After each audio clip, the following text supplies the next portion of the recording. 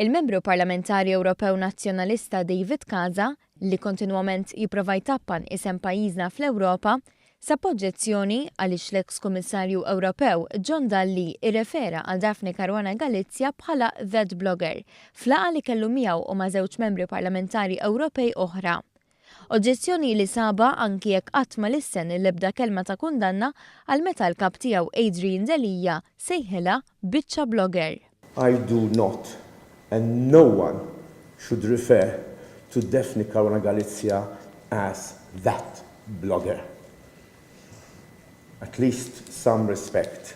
Casa għal dan wara li matul il-jum, flimkien ma' żewġ membri parlamentari Ewropej Anna Gomez u Sven Giegold, kellu laqat dwar l-investigazzjonijiet brabta mal-qtil ta' Daphne Caruana Galizia ma' delegazzjoni tal-Partit Laburista, mal-Partit Nazzjonalista, mal-Partit Demokratiku, mal-Maġistrati fl-inkjesta, ma' dawk li sejħu lilhom infushom is-soċjetà ċivili u ma' John Dalli.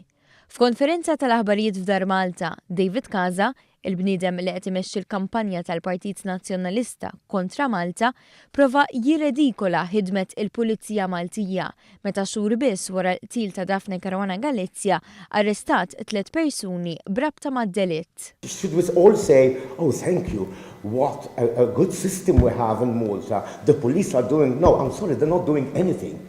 Gomez u Giegold irrepetew allegazzjonijiet infondati li saru minn partitarji nazzjonalisti li l-Ministru Chris Cardona der f'bar ma' wieħed mis-suspettati bil-qtil tal-blogger.